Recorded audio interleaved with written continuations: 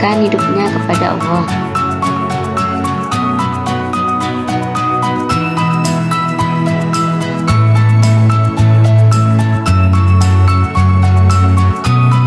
Tujuan akhlak tasawuf yang pertama yaitu berupaya menyelamatkan diri dari akidah-akidah syirik dan batil. Yang kedua, melepaskan diri dari penyakit-penyakit qalbu. Yang ketiga, mengisi diri dengan akhlak Islam yang mulia. Yang keempat yaitu menggapai derajat ihsan dalam ibadah. Yang kedua yaitu ruang lingkup akhlak tasawuf. Yang pertama, akhlak terhadap murid. Akhlak terhadap murid ini adalah diartikan sebagai sikap yang ditunjukkan oleh manusia kepada pencipta alam semesta termasuk dirinya sendiri.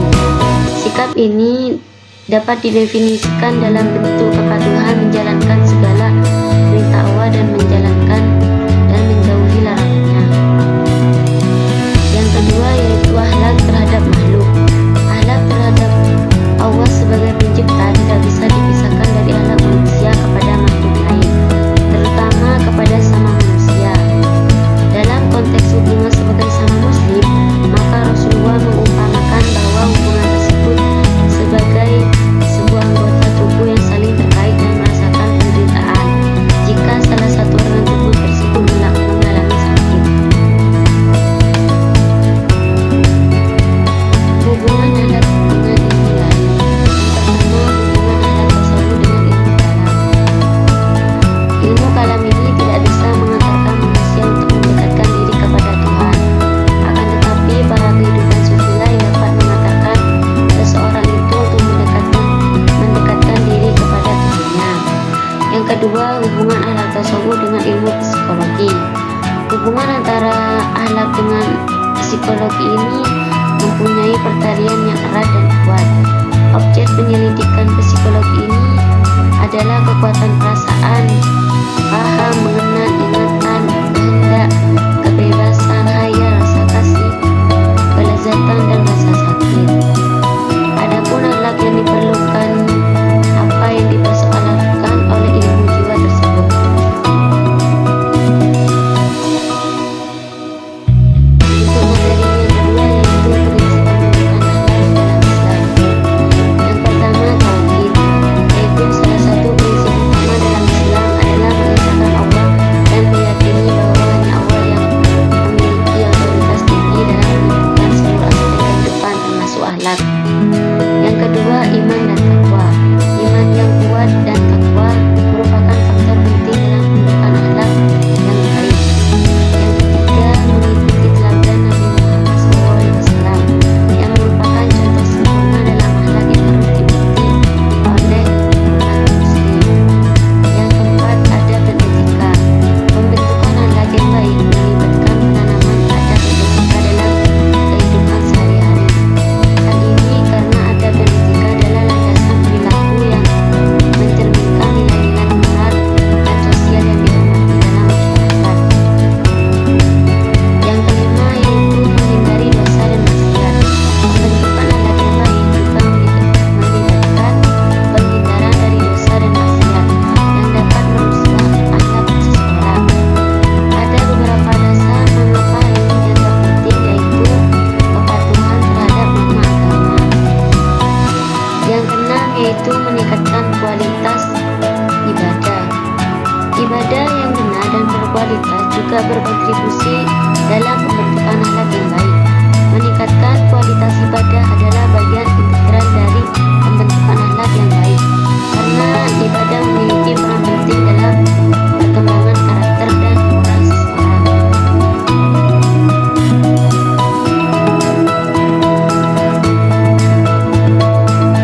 Yang pertama yaitu faktor internal pembentukan akhlak tersebut. Pembentukan akhlak dipengaruhi oleh faktor internal yaitu pembawaan si anak, dan faktor dari luar yaitu pendidikan dan pembinaan yang dibangun secara khusus atau melalui interaksi dalam lingkungan sosial.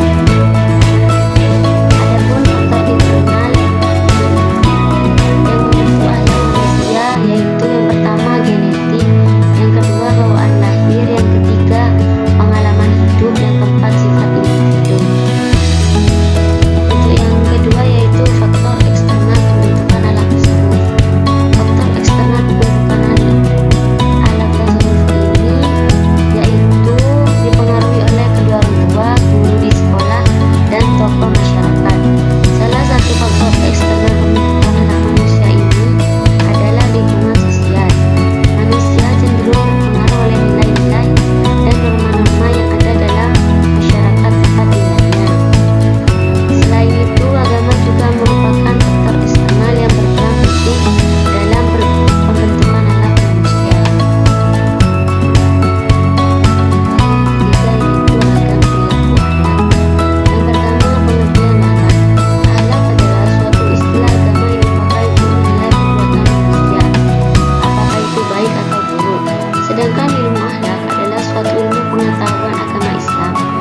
berguna untuk memberikan petunjuk kepada manusia bagaimana cara berbuat kebaikan dan menghindarkan keburukan. Yang kedua yaitu macam-macam perilaku akhlak. Ada 3. Yang pertama akhlak pribadi, yang kedua akhlak kepada keluarga, yang ketiga akhlak bermasyarakat. Akhlak pribadi yaitu sabar, perilaku seorang terhadap dirinya sendiri sebagai hasil dari pengendalian nafsu dan penerimaan terhadap apa yang dimilikinya. Syukur yaitu sikap berterima kasih atas pemberian nikmat Allah yang tidak bisa terhitung banyaknya. Tawadhu yaitu rendah hati, selalu menghargai siapa saja yang dihadapinya, orang tua, muda, kaya atau miskin. Yang kedua yaitu akhlak kepada keluarga. Akhlak terhadap keluarga adalah mengembangkan kasih sayang di antara anggota keluarga yang diungkapkan dalam bentuk komunikasi. Yang ketiga akhlak bermasyarakat.